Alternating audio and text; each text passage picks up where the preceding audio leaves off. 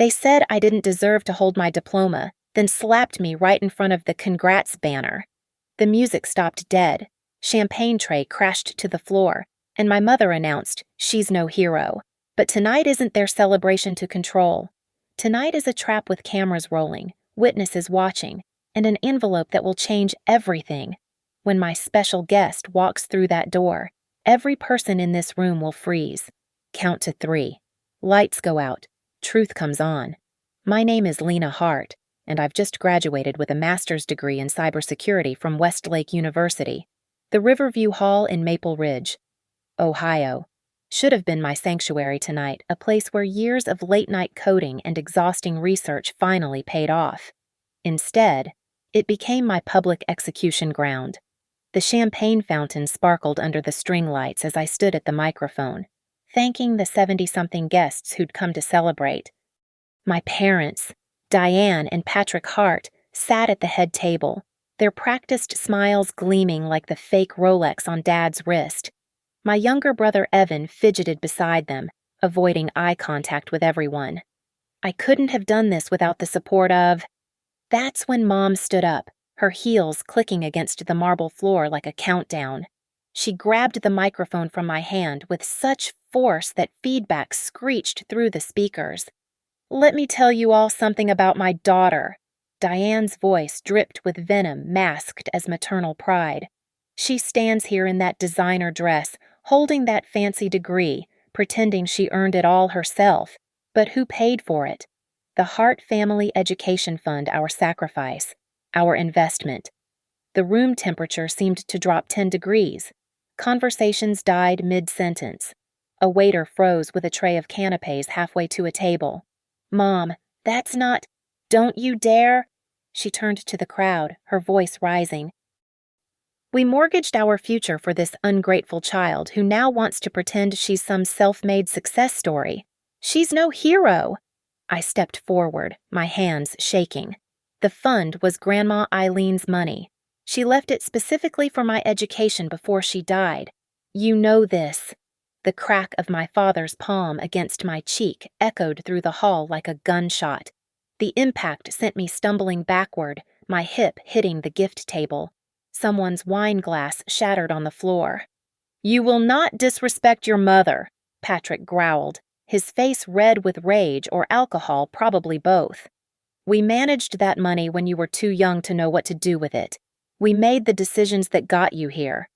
The burning in my cheek was nothing compared to the humiliation coursing through my veins.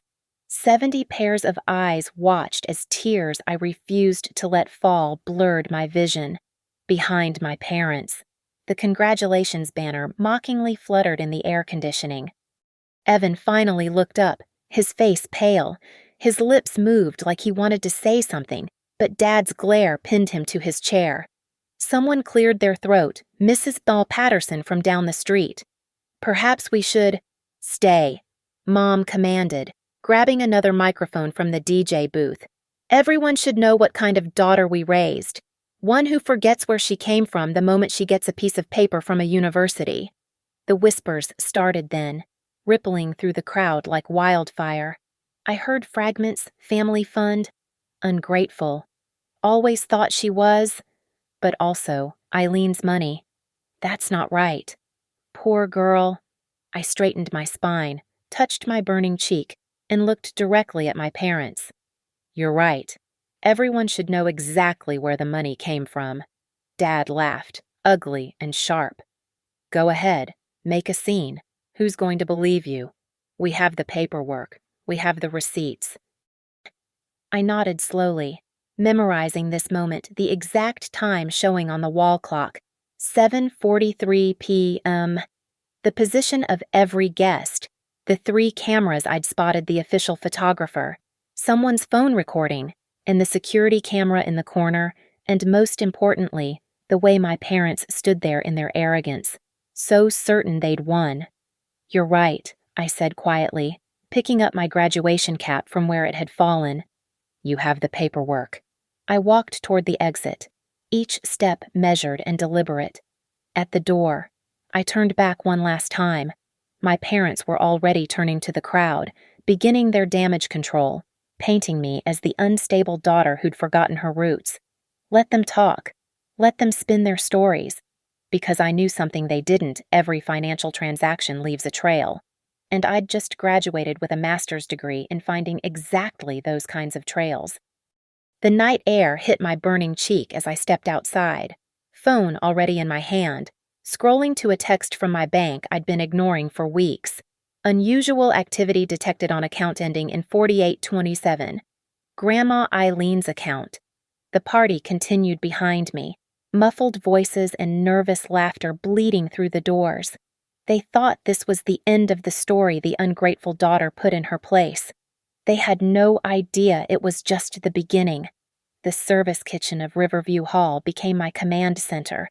While the party limped on in the main room, I sat on a steel prep counter, laptop open, diving into 3 years of ignored bank notifications. My cheek still throbbed, but the pain sharpened my focus. Unauthorized transfer, $42,000 to Alderstone Properties, March 15th. Account modification, joint signatory added, Patrick Hart, January 9th. Recurring withdrawal established, $3,000 monthly. Hart Foundation operations. The Hart Foundation. They'd actually named their theft after themselves. My phone buzzed. Marisol Vega, my study partner and the only person at the party who'd followed me out, pushed through the kitchen doors carrying my purse and a bag of ice wrapped in a bar towel. Jesus, Lena, your face! She pressed the ice against my cheek, her dark eyes flashing with anger. I recorded the whole thing on my phone. We can file assault charges. No. I showed her my laptop screen. I need something bigger than assault charges. Marisol whistled low. That's your grandmother's education fund. Apparently, it became the Hart Foundation sometime after I turned 18. I pulled up another document. Look at this email I just found in my old inbox. From the University Development Office. My parents requested to change the graduation ceremony sponsor name from Eileen Hart Memorial Fund to the Hart Foundation just last month. They're rewriting history, Marisol said, her voice disgusted, making it look like they were the generous benefactors all along. I kept digging, my fingers flying across the keyboard. Every new discovery was another punch to the gut.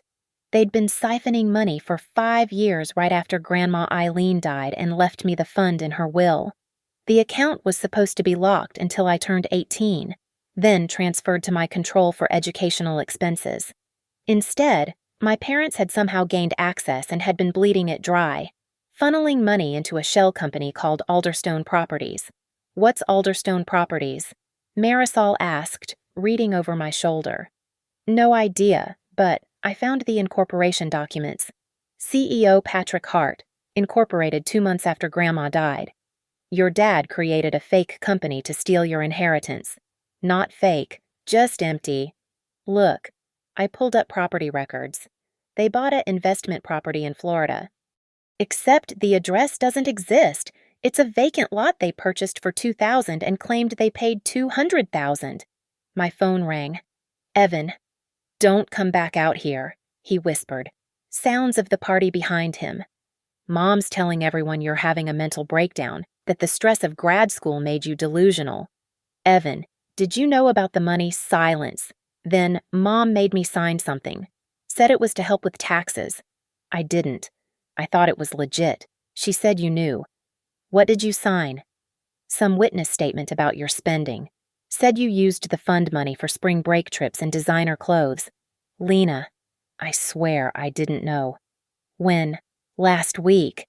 She said if I didn't sign, they'd cut me off. I'm still in undergrad. I can't. I know. And I did. Evan was 23, but might as well have been 13 when it came to standing up to our parents. Save that document if you can. Lena, what are you going to do? I looked at Marisol, who was now taking photos of my laptop screen with her phone, creating backup evidence. Through the kitchen's porthole window, I could see into the main hall where my parents held court, Mom dabbing at fake tears while Dad played the wounded father. The guests ate it up, their sympathy firmly redirected. I'm going to give them exactly what they want, I told Evan. Another party. A bigger one. One where they can really show everyone how generous they are. That doesn't sound like you're planning to forgive them. I'm not. I closed my laptop. I'm planning to bury them. After I hung up, Marisol helped me compile everything into organized folders, bank statements, incorporation documents, forged signatures, email chains. 3 years of evidence that my parents had systematically stolen close to $300,000 from my grandmother's education fund. This is enough for criminal charges, Marisol said. Fraud, embezzlement, elder financial abuse since they started right after she died. Criminal charges would take years and might not stick. They're smart enough to have some legitimate-looking paperwork. I touched my still-burning cheek. No, I need something that will destroy them in front of everyone who matters to them. Their reputation is everything. Mom's charity boards, Dad's golf club membership, their whole social standing, that's what I'm going after. How? I smiled for the first time since the slap. By throwing them a party they'll never forget. One where they'll hang themselves with their own words, in front of everyone they've been lying to. Marisol grinned back. Now you're talking like the woman who just aced defensive cryptography. What do you need from me? Can you get me contact info for that law school friend of yours, the one who specialized in financial fraud? Ruth Klein. She's practicing now at Klein & Boone. I'll text you her number. As the party finally died down outside, I sat in that service kitchen, planning. The slap still stung, but it had done me a favor. It had knocked away any last hesitation about what I needed to do. My parents wanted to be seen as the generous benefactors who'd sacrificed everything for their ungrateful daughter. I'd give them a stage to perform on. And then I'd bring down the curtain. Ruth Klein's office smelled like leather and old paper, with floor-to-ceiling law books that probably cost more than my stolen inheritance. She was younger than I expected, maybe 35, with sharp eyes that missed nothing as she reviewed the documents I'd brought. "Your parents are clever," she said, setting down the forged power of attorney. "They waited until you turned 18 to add themselves as joint signatories, making it look like you consented as an adult. But this signature," she held up the document to the light, "is clearly forged. See how the pen pressure changes? The hesitation marks. Can we prove it in court? Court's not where you want this fight." Ruth leaned back in her chair. "Civil litigation would take 18 months minimum, cost you $50,000 in legal fees, and they'd have time to hide assets. But there's another way. Discovery outside of litigation. We can issue preservation notices, demand document production, and most importantly," she smiled like a shark, "we can get a temporary restraining order if we can prove ongoing financial harm. How do we prove that by getting them to admit it, on record, in front of witnesses?" She pulled out a legal pad. "Tell me about this second party you're planning." I explained my idea while Ruth took notes, occasionally nodding or asking for clarification. When I finished, she was grinning. "It's brilliant, and completely legal. We'll need proper documentation, though. Every conversation recorded Ohio is a one-party consent state, so you can record without telling them. We'll need an official court reporter present, disguised as event staff, and we'll need to serve them the moment they self-incriminate." "Can we do that at a party?" "We can serve anyone anywhere, as long as it's done by a licensed process server. The beauty is, once they're served in public, they can't claim they never received the papers." My phone buzzed. Owen Price, the data forensics specialist Marisol had connected me with, was ready to meet. Ruth came with me. Owen's home office looked like a NASA control room had mated with a college dorm. Multiple monitors showed scrolling code, while empty energy drink cans formed a small pyramid on his desk. He was maybe 25, wearing a Westlake University hoodie that had seen better days. "Your parents are amateurs," he announced after 5 minutes of examining my laptop. "They didn't even use a VPN for the transfers. Look," he pulled up a screen full of data.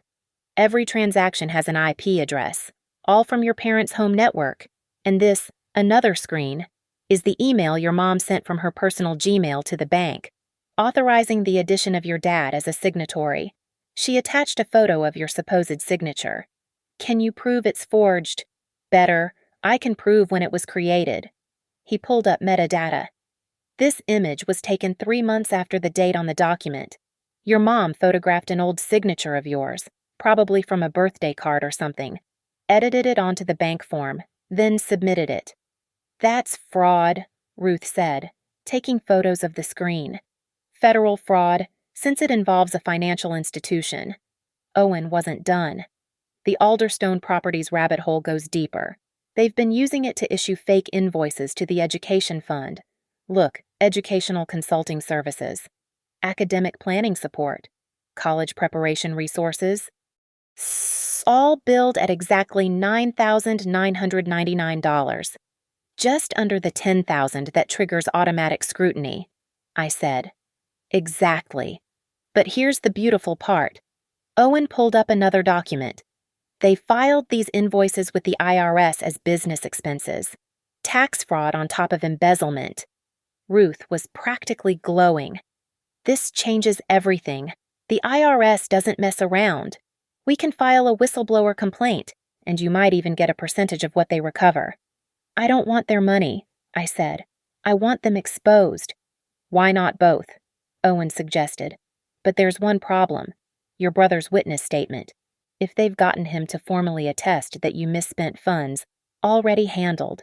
I showed them the text Evan had sent me an hour ago. A photo of the statement, followed by another photo, this one, of an email from Mom instructing him exactly what to write, including the threat to cut off his tuition if he didn't comply. Coercion, Ruth said immediately. The witness statement is void, and it's another charge against them. We spent the next 3 hours building the case. Owen created a digital timeline of every fraudulent transaction, complete with IP addresses, timestamps, and corroborating evidence. Ruth drafted the necessary legal documents, the TRO, the demand for accounting, the criminal referral to the state attorney general. There's one more thing, Owen said as we prepared to leave. Your parents accessed your credit report last month, probably planning to take out loans in your name. The violation felt like another slap. Can you block them? Already did. Froze your credit an hour ago. They won't be able to open so much as a store credit card in your name. Ruth handed me a business card. This is Patricia Coleman. She's a licensed process server who also does undercover work. Former actor, loves the dramatic stuff. She'll serve your parents at the perfect moment. When should we do this? How fast can you organize a party? I thought about it. 2 weeks. I'll frame it as a reconciliation celebration. Make them think I'm apologizing. Perfect. That gives us time to file the preliminary paperwork, get the TRO approved, and make sure everything's airtight. Ruth stood, extending her hand. Your parents made 2 critical mistakes. Lena, they got greedy, and they got cocky. That combination is going to destroy them. As I left Ruth's office, I felt the weight of what I was about to do, but then I remembered my grandmother Eileen, how she'd worked 3 jobs to build that education fund, how she'd died believing it would give me a future. My parents hadn't just stolen money, they'd stolen her legacy. In 2 weeks, I was going to take it back. The Riverside Terrace event space cost $3,000 to rent money I'd borrowed from Marisol with a promise to pay back once the courts unfroze my rightful funds. The irony wasn't lost on me. I was going into debt to prove my parents had stolen my money. We need full AV coverage, I told the event coordinator, a peppy woman named Jessica who thought she was planning a genuine reconciliation party. I want to capture every special moment. Can you guarantee recording from multiple angles? Absolutely. We have a 3-camera package that includes a roaming videographer, 2 fixed cameras, and audio recording from the sound system. Everything gets saved to our cloud server and a physical drive you take home. Perfect. And the lighting. Full control from our booth. We can dim, spotlight, even do a complete blackout if you want dramatic effect. I smiled. I do. The invitations went out through Marisol, framed as her initiative to heal the Hart family. The message was perfectly crafted. Join us for an evening of reconciliation as Lena Hart honors her parents' years of sacrifice and support. We sent them to everyone who'd witnessed my humiliation, plus a few strategic additions. Mrs. Davidson from Westlake's development office confirmed, Marisol reported, checking her phone. So did Mr. Richards from Maple Ridge Credit Union. He seemed very interested when I mentioned the Heart Foundation would be discussed. Good. What about the others? Judge Harrison can't make it, but his wife is coming. 3 members of your mom's charity board confirmed. Your dad's golf buddies are mostly in. And, she grinned, Channel 9's community reporter, told her it was a heartwarming family reunion story. Patricia Coleman, the process server Ruth had recommended, met us at the venue for a walkthrough. She was in her 50s, with silver hair and the kind of face that could shift from grandmother to FBI agent with a change of expression. I'll come in as catering supervisor, she said, testing sight lines from various positions. The papers will be in my clipboard. Once they self-incriminate, I make the serve. Where do you want it to happen? Center stage under the main lights. Maximum visibility. Patricia nodded approvingly. You've got steel in you, kid. Most people would want this done quietly. Quiet doesn't change anything. My parents care about appearance more than anything. This needs to be public. The next week was spent in careful preparation. Owen helped me create a presentation that would play on the main screen, seemingly a tribute to my parents' generosity. Actually, a careful documentation of their theft. Each slide appeared innocent until you knew what to look for: photos of my parents at charity events paid for with stolen funds, the Alderstone Properties logo that matched no real business, screenshots of bank transfers with dates that would become very significant. Ruth prepped me like a trial lawyer preparing a witness. Don't accuse them directly at first. Lead them into it. Let their egos do the work. They'll want to brag about their financial management skills. Let them. What if they don't take the bait? They will. From everything you've told me, your mother can't resist being the center of attention, and your father can't resist showing off his business acumen. Just ask the right questions. 3 days before the party, I made the hardest phone call. Hello. My mother's voice was icy. Mom, I want to apologize. The words tasted like acid. I was stressed and ungrateful. You and Dad did sacrifice a lot for me. Silence. Then, it's about time you came to your senses. Marisol is organizing a reconciliation party, a chance for me to publicly acknowledge everything you've done. Will you come? Will there be an apology? A real one, in front of everyone? You'll get exactly what you deserve in front of everyone.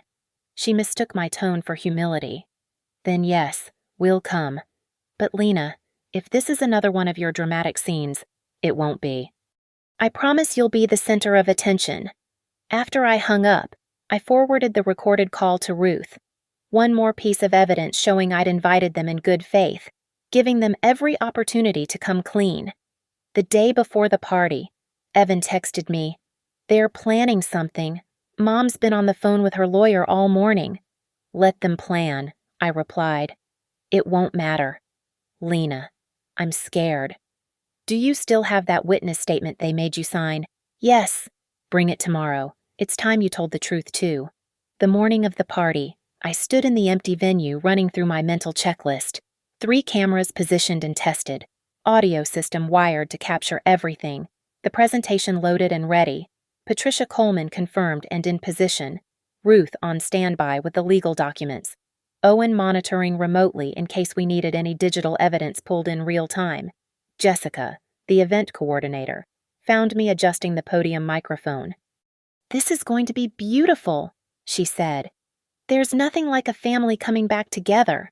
I thought about my grandmother's education fund, bled dry, about the slap that still echoed in my dreams, about 5 years of lies and theft wrapped in parental love. "No," I agreed, testing the mic one more time. "There's nothing quite like it." The stage was set. The trap was ready. All that remained was for my parents to walk into it. The night before the party, I posted on social media, "Tomorrow, I finally give my parents the recognition they deserve for managing the Heart Foundation. Grateful for all they've done with Grandma Eileen's legacy. Family first, raw gratitude." Within an hour, My mother had shared it 3 times with added commentary about children finally maturing and the rewards of parental sacrifice. The bait was set. 7:30 p.m. The riverside terrace glowed with warm light as guests arrived. I stood near the entrance in a conservative navy dress, the dutiful daughter costume. My parents walked in at 7:45. Mom in designer red, Dad in his best suit. They basked in the sympathetic smiles from guests who remembered the graduation party disaster. Lena. Mom air-kissed my cheek, the same one Dad had slapped. You look appropriate for once. Thank you for coming, I said, loud enough for others to hear. I have so much to share about the Heart Foundation tonight. Dad's chest puffed out. Good. People should know what we've built. Marisol, playing host, guided them to the table of honor. I watched Patricia Coleman, in her catering supervisor disguise, position herself with a perfect view of the stage. The cameras were rolling. Every word from this point forward would be documented. At 8:15, after everyone had champagne and appetizers, Marisol took the microphone. Thank you all for joining us for this special evening. Lena has asked me to help facilitate this reconciliation, to heal the misunderstandings that clouded her graduation celebration. Sympathetic murmurs rippled through the crowd. My parents glowed with vindication. Before we begin, Marisol continued, Lena wanted to share a presentation about the Heart Foundation's history. The lights dimmed slightly as the screen came alive. The first slide, a photo of Grandma Eileen. Eileen Hart, 1932 to 2019. I narrated from my place beside the screen. Worked 3 jobs to build an education fund for her grandchildren. My parents shifted slightly but smiled. So far, so expected. The next slide showed the original bank account. Opened in 1995 with an initial deposit of $5,000. By her death in 2019, it had grown to $420,000. Through careful management, my father called out, unable to resist. Not just growth strategic management. Yes, I said, clicking to the next slide. Let's talk about that management. Dad, you became a signatory on the account in January 2020, correct? Once you turned 18, we felt it important to provide guidance. Actually, I turned 18 in 2018, but you became a signatory in 2020. Can you explain the 2-year gap? He frowned. Processing delays, banking bureaucracy. You know how it is. I do. Next slide, the forged power of attorney. This document is dated 2020. Mom, is this your signature as witness? She squinted at the screen. Yes, of course. And you confirm you witnessed me signing this document in January 2020. Obviously, we were all there. Perfect. She just committed perjury in front of 70 witnesses. Interesting, because in January 2020, I was studying abroad in Seoul. Here's my passport stamp. The next slide showed the evidence. So, how did you witness me signing something in Ohio while I was in South Korea? The room went silent. Mom recovered quickly. You must be confused about the dates. No confusion. Next slide, the metadata Owen had found. This signature was photographed from a birthday card I sent you in 2017, then digitally placed on this document in March 2020. The image metadata doesn't lie. Mr. Richards from the credit union stood up. Mrs. Hart, are you saying you submitted falsified documents to our bank? Lena doesn't understand the complexities. Let's discuss those complexities. I interrupted, my voice steady despite my racing heart. Dad, tell everyone about Alderstone Properties. His face went red. That's a legitimate investment vehicle that you own sole proprietorship of, incorporated 2 months after Grandma died. Next slide, the incorporation documents. Which has received exactly $287,000 from the education fund. Strange thing though, Alderstone Properties has no employees, no actual properties except 1 vacant lot in Florida, and no real business activity except receiving money from my grandmother's fund. Investment strategies are complex. Dad started. What's complex about billing the education fund for consultation services you never provided? Here's invoice number 1. Educational planning services, $9,999. Dad, what educational planning did you provide? We guided your entire academic career from your living room, because that's where the invoice says services were rendered.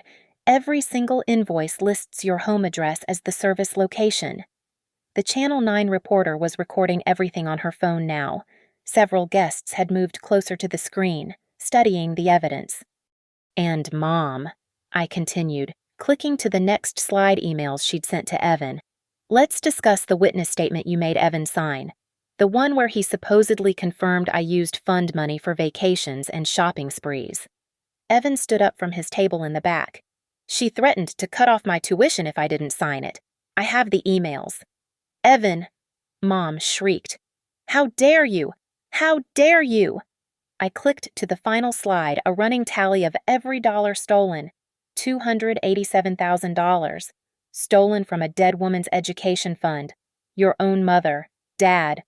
It's not theft when you're managing family assets. Actually, it is. Patricia Coleman stepped forward, removing her catering disguise to reveal professional attire. Patrick Hart, Diane Hart, you're being served with a temporary restraining order freezing all assets related to the Eileen Hart Memorial Fund and Alderstone properties. You're also being served a notice of civil suit for fraud, embezzlement, and breach of fiduciary duty. She handed them the papers as the room erupted. The cameras caught everything, their shock, their protests. Patricia's calm professionalism as she read the legal notice aloud. Additionally, Patricia continued, the Ohio Attorney General's office has been notified of potential criminal fraud. My mother lunged at me, but two guests held her back. You ungrateful bitch, after everything we did for you. Everything you did, I stayed calm, knowing the cameras were capturing her meltdown. You mean stealing my inheritance while taking credit for my achievements? That everything, we're your parents, we had every right. No, you didn't. I looked directly at the Channel 9 camera. And now, everyone knows it. The lights cut to black for exactly 3 seconds. When they blazed back on, the main screen displayed a new presentation, one my parents hadn't seen coming. Since we're discussing the Hart Foundation, I said, my voice carrying through the stunned silence, let's examine where Grandma Eileen's money really went. The first image, a receipt from Marseille's, the most expensive restaurant in Columbus. March 21st, 2021. $500 dinner charged to the Alderstone Properties credit card. The same night. Mom, you posted Instagram photos from your anniversary celebration. Click.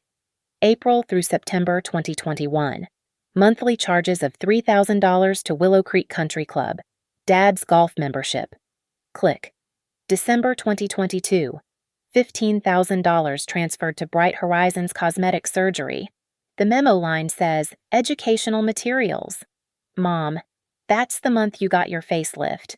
Diane's reconstructed face went pale beneath her makeup. You can't prove. Actually, I can.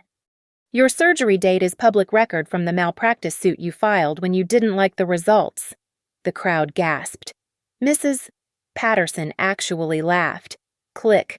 January through December 2023. Monthly payments of $1,200 to Elite Automotive. Dad's BMW lease. Billed as transportation for educational purposes. I drove you to campus, Patrick shouted. Twice. I have Uber receipts for the other 363 days. Mr. Richards from the credit union was taking notes furiously. This is systematic fraud. We'll be launching our own investigation. Click. A photo of my parents at a charity gala.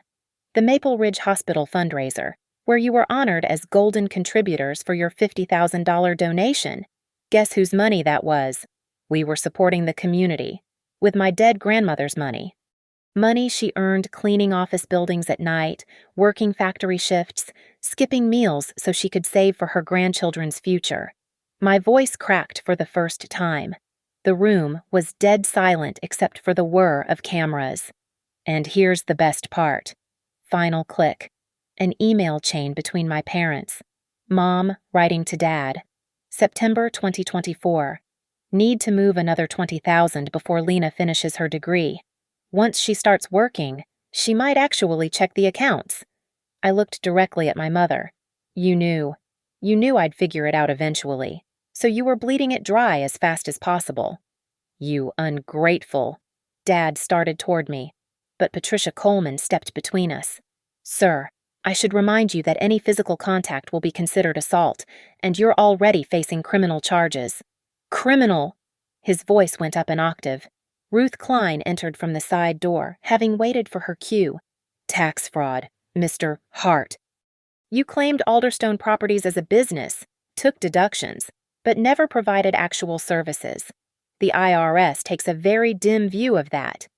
Who the hell are you? Ruth Klein, Ms. Hart's attorney.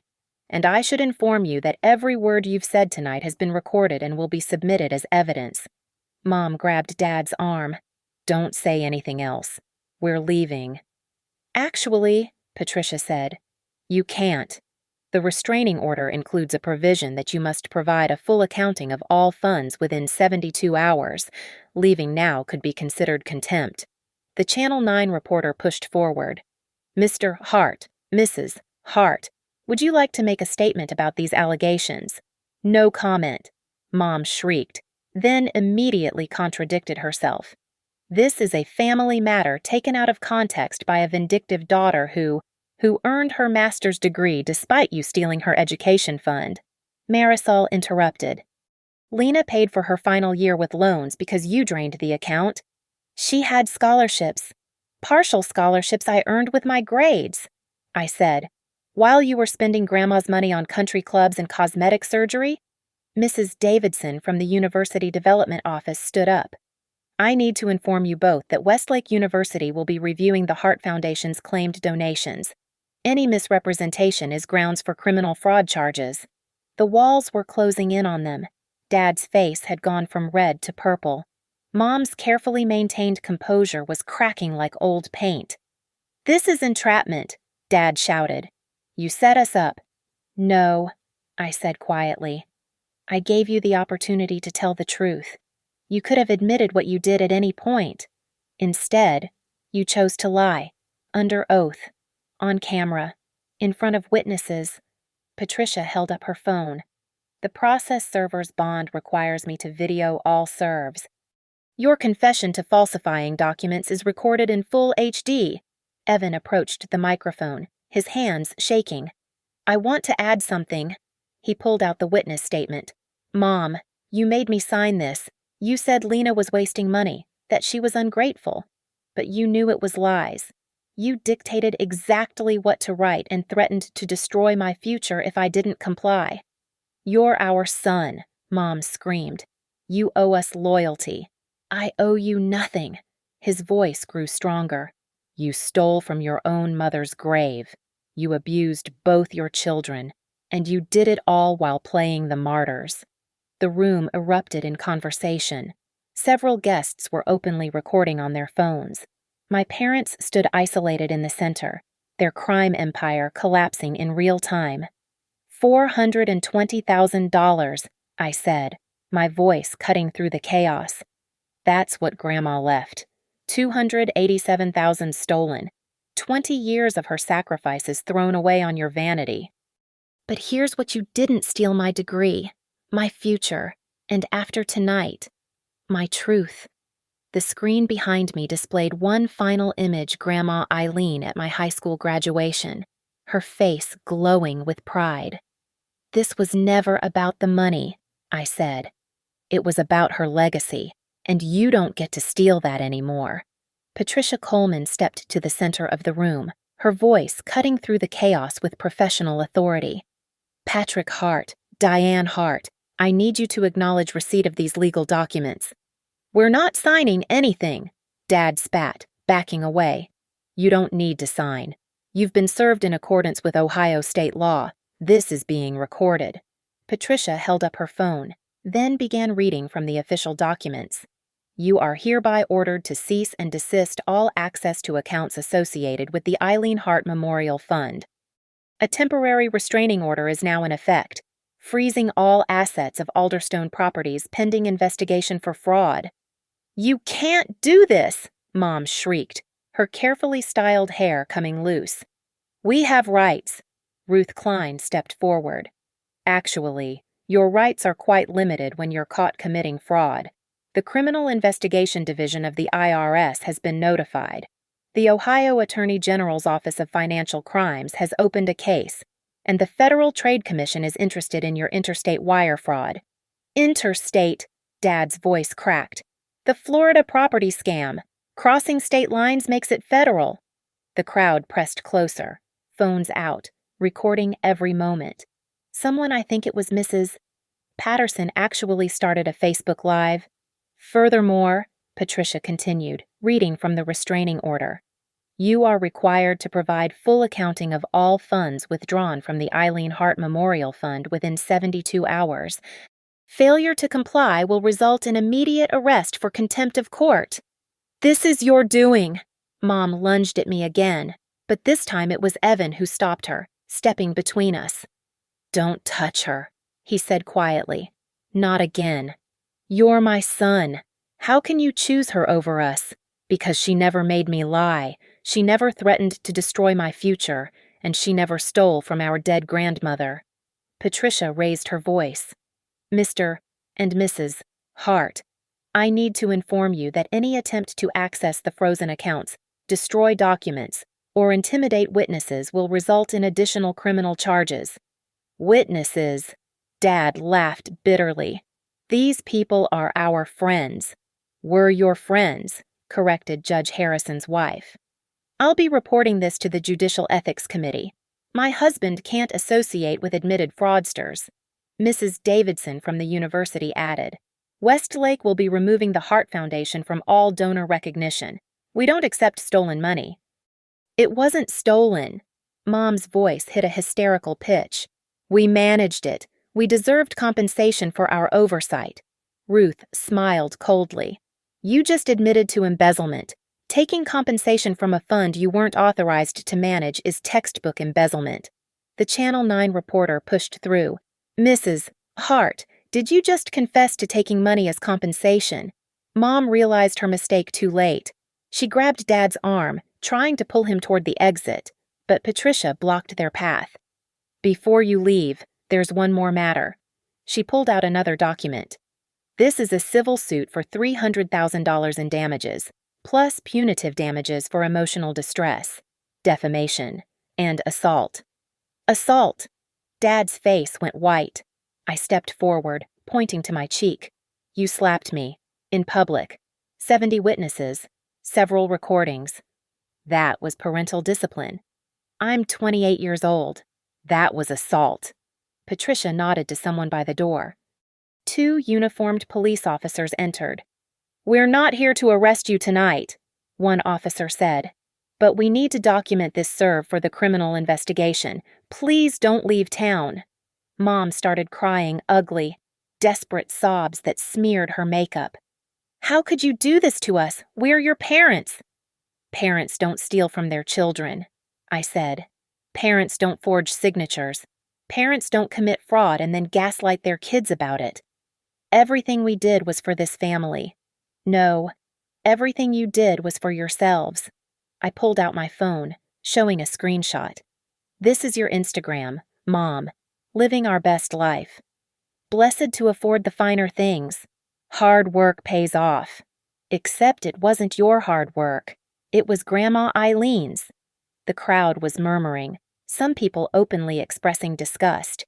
Mr. Richards from the credit union was on his phone, probably with his fraud department. "We'll fight this," Dad said, trying to salvage some dignity. "Why, we have a lawyer, Thomas Brennan." Ruth asked. "I already spoke with him. Once he learned about the forged documents and tax fraud, he declined to represent you. Conflict of interest, apparently. He doesn't represent admitted criminals." "We haven't admitted anything." Patricia held up her phone. "Would you like me to replay the recording you admitted to taking compensation, forging signatures, and creating false invoices?" The room went silent, everyone waiting for their response. Mom straightened her spine, trying for dignity. "This isn't over." "You're right," I said. "The criminal trial hasn't even started.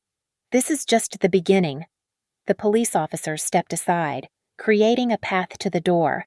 My parents had no choice but to walk through it, past all their former friends, their former reputation, their former life. As they reached the door, Dad turned back. "You've destroyed this family." "No," I said, loud enough for everyone to hear. "You destroyed this family the day you decided to steal from your dead mother. I just made sure everyone knew about it." Mom opened her mouth for one last volley, but Patricia raised the restraining order. "Any further contact outside of legal proceedings will be considered violation of this order." They left in silence, the door closing behind them with a definitive click. The room stayed quiet for a moment. Then someone started clapping. Then another. Soon, most of the room was applauding. Ruth approached me. "That was perfectly executed. Every word they said strengthens our case. What happens now? Now we file the criminal referrals. The IRS will freeze their personal accounts within days. The Attorney General will probably arrest them within the week. And your grandmother's money, what's left of it, comes back to you," Patricia added. "That was one of the best serves I've done in 20 years. The look on their faces when they realized they'd confessed on camera, priceless. I looked around the room at the witnesses, the cameras still recording, the evidence displayed on the screen. But all I could think about was Grandma Eileen and how she would have hated all this drama. But she would have hated the theft even more. The moment the door closed behind my parents, Marisol took the microphone. "Ladies and gentlemen, we have one more matter to address tonight." The crowd, still buzzing from the confrontation, turned their attention back to the stage. Behind us, the screen changed to display official university letterhead. Mrs. Davidson from Westlake University stepped forward. "Given what we've witnessed tonight, the university has an announcement." She pulled out an official document. "The Hart Foundation is hereby removed from all university records as a donor. However, we are pleased to recognize the true benefactor of the educational fund that supported Ms. Lena Hart's education." 2 maintenance workers entered, carrying a covered plaque. My heart stopped. I hadn't planned this part. The conference room in the Computer Science Building, previously named the Hart Foundation Conference Room, will be renamed. Mrs. Davidson pulled away the cloth, revealing a brass plaque, the Eileen Hart Memorial Conference Room, honoring a grandmother's sacrifice and legacy. The tears I'd held back all night finally fell. "Furthermore," Mrs. Davidson continued, "the fraudulent Hart Foundation claimed credit for 3 scholarships. Those scholarships will now properly bear the name Eileen Hart Memorial Scholarships, administered by Ms. Lena Hart as the rightful heir to her grandmother's legacy." Mr. Richards from Maple Ridge Credit Union stepped forward. "Our institution is conducting a full audit of all transactions.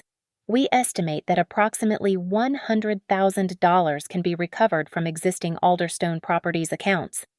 These funds will be immediately released to Ms. Hart upon completion of the investigation." The Channel 9 reporter was doing a live broadcast now. This is unprecedented, a daughter exposing her parents' financial fraud at what they thought was a reconciliation party. The courage this took is remarkable. Evan approached me, his eyes red. "Lena, I'm so sorry. I should have stood up to them sooner." "You were scared. I understand." "No, you don't." He pulled out his phone. "I've been recording Mom's threats for months. Every time she demanded I lie, every time she threatened my tuition. It's all here. Ruth can have it for evidence." Ruth's eyes lit up. "That's perfect. Coercion, extortion, witness tampering your parents just added years to their potential sentences." Patricia Coleman was packing up her serving documents, a satisfied smile on her face. "In 20 years of process serving, I've never seen anyone hand me a confession so perfectly. When your mother admitted to taking compensation, when your father confirmed the Florida property scheme, it was beautiful." The room began to reorganize. The catering staff, the real ones. Not Patricia, started serving the dinner that my parents would never eat. The band I'd hired began setting up. This had been planned as a celebration, after all. "I want to say something," I announced. taking the microphone one last time. The room quieted. My grandmother, Eileen Hart, worked 3 jobs her entire adult life. She cleaned office buildings at night, worked factory shifts during the day, and did seamstress work on weekends. She never took a vacation, never bought herself anything nice. Every penny she could spare went into an education fund for her grandchildren. I paused, looking at the plaque bearing her name. She died believing that fund would give us opportunities she never had. My parents stole that money, but they couldn't steal what had already bought my education. They couldn't steal the work ethic she taught me, and they couldn't steal the truth. I raised my champagne glass. To Eileen Hart. May her real legacy, not the stolen one my parents claimed, live on through every student who receives her scholarship. To Eileen Hart. The room echoed. As people began to mingle and eat, discussing the night's shocking revelations, I stepped out onto the terrace for air. The same terrace where, just an hour ago, I'd orchestrated my parents' downfall. Marisol found me there. How do you feel? Empty, relieved, sad. I looked at the city lights. They're probably going to prison. They committed multiple felonies. I know, but they're still my parents. Parents who stole from you, assaulted you, and tried to destroy your reputation. I know that too. Ruth joined us on the terrace. The district attorney just called. Based on the evidence from tonight, they're expediting the case. Your parents will be arrested tomorrow morning at 9 a.m. 9 in the morning. Somehow that made it real. The IRS will simultaneously freeze all their personal assets. The house, the cars, the country club membership all gone. What about Evan's tuition? Protected. He's a victim, not a perpetrator. The court will ensure his education fund, his legitimate fund, remains intact. I nodded, feeling the weight of what I'd done settling on my shoulders. Back inside, the party continued. People were actually enjoying themselves now, the uncomfortable tension replaced with a strange energy. Everyone wanted to tell me how brave I was, how they'd suspected something was off about my parents, how proud my grandmother would be. As the evening wound down, the Channel 9 reporter approached for a final comment. Ms. Hart, what would you tell other people who might be victims of family financial fraud? I thought carefully. Document everything. Don't let shame keep you silent. And remember, family isn't a license to steal. Any regrets about tonight? I looked at the screen still displaying my grandmother's photo, then at the new plaque bearing her real name. Not the foundation my parents had corrupted. Just one. I wish I'd done it sooner. The reporter nodded and signed off. The cameras stopped rolling. The witnesses began to leave, each taking with them a story about the night the Hart family empire fell. Patricia Coleman shook my hand before leaving. That took guts, kid. Most people would have settled quietly, let their parents save face. Face was all they cared about. It needed to be public. Well, mission accomplished. By tomorrow, everyone in 3 counties will know what they did. As the venue emptied, I stood in the center of the room where my parents had confessed their crimes. The Hart Foundation banner had been taken down, replaced with a simple sign, Eileen Hart Memorial Fund, established 1995. Evan helped me gather the evidence binders Ruth had prepared. What now? He asked. Now we rebuild. Without lies, without theft, without them. That's it. After everything. I picked up the microphone one last time, looking at the empty room that had hosted my parents' destruction. The party's over. The lights went out. Thank you so much for listening to this story. I'd love to know where you're tuning in from. Please share in the comments below so we can connect. Don't forget to subscribe to the channel and let me know your thoughts about Lena's revenge. What would you have done in her situation?